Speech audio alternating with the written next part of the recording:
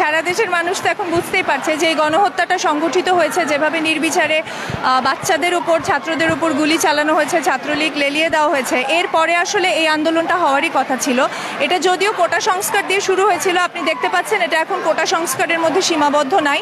আপনি ছাত্রদের এবং সাধারণ মানুষের রাগ, ক্ষোভ, প্রতিরোধ দেখতে পাচ্ছেন, এবং এটা এখন স্বৈরাচারের পতনের দাবিতেই আন্দোলনটা হচ্ছে। এবং যতক্ষণ না পর্যন্ত এই সরকার পদত্যাগ করে, আমরা বুঝতে পারছি ভাইব দেখে যে এই আন্দোলনটা চলবে। এটা এত সহজে থামানো যাবে না, এবং গণহত্যার বিচার না হওয়া পর্যন্ত বিশেষ করে আসলে আন্দোলন কিভাবে থামাবে তারা সেটা আসলে বুঝতে পারছি না। কারণ হচ্ছে এটা এমন একটা পর্যায়ে চলে গেছে যে মানুষ আসলে এই সরকারের পদত্যাগ না দেখে বাড়িতে যাবে না বলেই আমরা বুঝতে পারছি। ভাইব এবং জনগণের পালস সেটাই বলছে।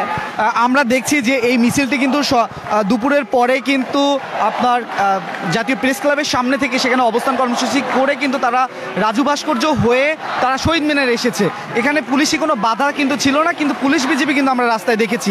সেই জায়গা থেকে অনেকে কিন্তু বলছে যে পুলিশ আন্দোলনে বাধা সৃষ্টি করছে, হামলা করছে। এখন কিন্তু আজকের প্রোগ্রামে কিন্তু কোনো ধরনের এইরকম দেখি না। সে বিষয়টা আপনি কিভাবে দেখেন? পুলিশ তো বিশেষ করে যেখানে পাচ্ছে সেখানেই তো বাধা সৃষ্টি করছে। সেটা তো আসলে আপনারা বিভিন্ন ভিডিও ফুটেজে তো এখন ফেসবুক সয়লাভ হয়ে গেছে, সেখান থেকেই দেখবেন। গতকাল রাজশাহী বিশ্ববিদ্যালয়ের শান্তিপূর্ণ সমাবেশে আমরা দেখেছি যে সেখান থেকে ছাত্রদের উঠিয়ে নিয়ে যাওয়ার চেষ্টা করা হচ্ছে। সো পুলিশ বিজেপি যেখানে পারছে তারা কিন্তু সেখানে বাধা সৃষ্টি করছে। এইখানে এত বড় জনসমাবেশে আমার মনে হয় তাদের ওটুকু বুদ্ধি আছে যে তারা এখানে আক্রমণ করার মতো সাহস পায়নি। তাদের তো একটা সাহসের ব্যাপার আছে। এখানে আসলে জনগণের যে স্রোত এবং সাহস আমরা দেখতে পাচ্ছি, আমরা আস্তে আস্তে দেখবো যে পুলিশ এবং বিজেপি এবং যতই আপনি ফোর্স নামান সেটা আস্তে আস্তে হটবে, এবং এটা খুব দ্রুত এবং খুব শিগগিরই আপনি দেখতে পাবেন যে এই জনস্রোতকে কন্ট্রোলে আনা আসলে সম্ভব না। আমরা আসলে দেখছি এখানে অনেকে স্লোগান দিচ্ছে যে মাননীয় প্রধানমন্ত্রীকে স্বৈরাচার হাসিনা বলছে, এরকম ধরনের অনেক উক্তি করছে। আসলে এই মাননীয় প্রধানমন্ত্রীকে কেন এই ধরনের উক্তি করে তারা স্লোগান দিচ্ছে, এটাকে আসলে আমি আপনাকে এই প্রশ্নটা করতে চাই, যে নির্বিচারে গুলি হয়েছে সেটা কি সরকারের উচ্চ পর্যায়ের নির্দেশ ছাড়া কি হতে পারে?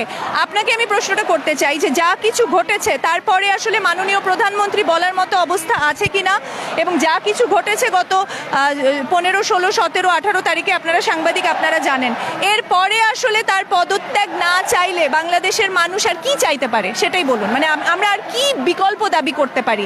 এই সরকারের বৈধতা যে আর নাই সেটা আপনারা সাংবাদিকরা কতটুকু বুঝতে পারেন জানি না। জনগণ কিন্তু এখন খুব ভালো করে এই বিষয়টার রিফ্লেকশন আপনি দেখছেন যে এই সরকারের বৈধতা জিরো। আপনি যেমনটা বলছেন যে সরকারের উপর থেকেই আসলে গুলির নির্দেশটা এসেছে। আমরা কিন্তু মিডিয়াতে দেখেছি গতকাল বা পরশু মন্ত্রী পরিষদের একজন মন্ত্রী কিন্তু বলেছে যে সরকারের থেকে কোনো গুলির নির্দেশনা ছিল না, সেটা তারা পরবর্তীতে পর্যবেক্ষণ করে। ভাই, মন্ত্রীদের কথা আপনারা বিশ্বাস করতে পারেন? আমার মনে হয় না জনগণ তাদের কোনো কথা বিশ্বাস করে, কারণ সকালে তারা একটা মিথ্যা কথা বলে, বিকেলে তাদের মিথ্যা চেঞ্জ করে। তারা কত বড় মিথ্যাবাদী আমার মনে হয় আমরা সেটা সবাই জানে। মন্ত্রীদের কথার উপর ভরসা করে কোনো প্রশ্নের উত্তর দিতে আসলে ইচ্ছা করে না। ঠিক আছে, আমরা আরেকটি প্রশ্নতে যেতে চাই। যেহেতু আপনি শিক্ষিকা, আপনার কাছে যারা লেখাপড়া আপনি যাদেরকে শিখান সবাই আপনার কাছে সন্তান সমতুল্য। সেই জায়গা থেকে 6 জন সমন্বয়ক গত বেশ কিছুদিন ডিবি কার্যালয়ে ছিল। এই বিষয়টা আসলে কোঠা আন্দোলনে যারা সম্পৃক্ত তাদেরকে ডিবি কার্যালয়ে রাখা হয়েছে। সরকার থেকে বলা হচ্ছে যে তারা তাদের মতো স্বেচ্ছায় তাদেরকে সেফটির জন্য সেখানে নেওয়া হয়েছে। আপনি শিক্ষার্থীদের উদ্দেশ্যে আসলে এখানে যারা তাদের হেফাজতে ছিল, এই বিষয়টা আসলে আপনি শিক্ষিকা হিসেবে কিভাবে? না, হেফাজতে তো শুধু তারা ছিল না, এখন আমাদের আরো অনেক স্টুডেন্ট, যে 3 দিন আগেও জাহাঙ্গীরনগর বিশ্ববিদ্যালয়ের আরিফ সোহেল নামের একটা ছেলেকে ধরে নিয়ে যাওয়া হয়েছে, এবং তার বাবা কিন্তু তার এখনো খোঁজ পাচ্ছে না সে কোথায় আছে। সো এটা এখন শুধু 6 সমন্বয়কের ব্যাপার না, হাজার মানে শত শত নাম্বার আমি জানি না, আসলে অসংখ্য ছেলেদেরকে তুলে নেওয়া হয়েছে, এবং তারা আসলে এখন কোথায় আছে, ডিবি কার্যালয়ে আছে না কোর্টে আছে না কোথায় আছে, এই বিষয়গুলো আমরা এখনো জানতে পারছি না। সো এখন বিষয়টা শুধু সমন্বয়কদের তুলে নিয়ে যাওয়ার মধ্যে সীমাবদ্ধ নাই, নানা ধরনের জায়গা থেকে বিভিন্ন ধরনের পেশার এবং স্টুডেন্টদেরকে তুলে নিয়ে যাওয়া হচ্ছে, এবং আমরা মনে করি যে এটা অবিলম্বে তাদেরকে মুক্তি দিতে হবে। কারণ এভাবে রিমান্ড দেওয়া কোনো কারণ ছাড়া নির্যাতন করা, এগুলো আসলে এই নিপীড়ন এবং নির্যাতন সমস্ত আমার মনে হয় যে সীমা অতিক্রম করে গেছে, এবং এই জনস্রোতের পরে তাদের কাছে মেসেজ যাওয়াটা দরকার। আপনি আসলে একজন শিক্ষিকা হিসাবে কি মনে করছেন দেশটা আসলে কোন দিকে যেতে পারে এখন? দেশটা, আমি তো মনে করি আমরা একটা হিস্ট্রির সাক্ষী হচ্ছে, এটা একটা ঐতিহাসিক মোমেন্ট।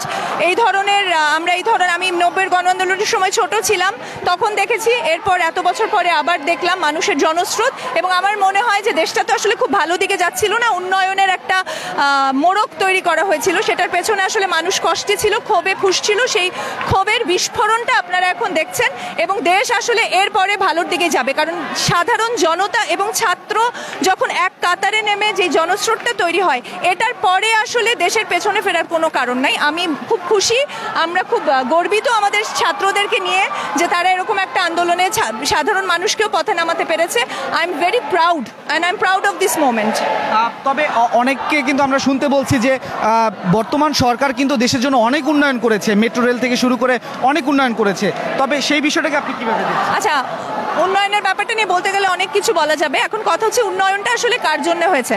আমরা উন্নয়নটা করব সংখ্যাগরিষ্ঠ মানুষের জন্য, কিন্তু এখানে আমরা দেখছি একটা গুটি কয়েক গোষ্ঠী হাজার হাজার কোটি টাকার মালিক হয়েছে খুব অল্প সময়ের মধ্যে, কিন্তু বাংলাদেশের যে সংখ্যাগরিষ্ঠ মানুষ, সেই মানুষ দরিদ্র থেকে দরিদ্রতর হয়েছে। আপনারা সাংবাদিক যদি গিয়ে শ্রমিক এলাকাগুলোতে বা দরিদ্র মানুষের এলাকাগুলোতে খোঁজ করেন, তাহলে দেখবেন যে গত 10 বছরে মানুষের যে জীবন মান, অর্থনৈতিক সামাজিক জীবন মানটা কতটা নেমে গেছে। সো এই যে উন্নয়নের যে মিথ্যা প্রচারণটা করা হয়েছে, সেটা যে কতটা মিথ্যা ছিল, এই জনস্রোতের রাগ এবং ক্ষোভ থেকেই বোঝা যায় যে তারা আসলে উন্নয়নের একটা প্রচারণা করেছে, যেটা আসলে ভেতরে ভেতরে ফাঁপা ছিল। আপনার অসাধারণ কথার জন্য আপনাকে অসংখ্য ধন্যবাদ। দৈনিক ডেস্টিনির মাধ্যমে আমরা আপনার পরিচয়টা একটু বলবেন? আমি মাহা মির্জা, আমি লেখক এবং আমি জাহাঙ্গীরনগর বিশ্ববিদ্যালয়ের খণ্ডকালীন শিক্ষক। অসংখ্য ধন্যবাদ দৈনিক ডেস্টিনির মাধ্যমে।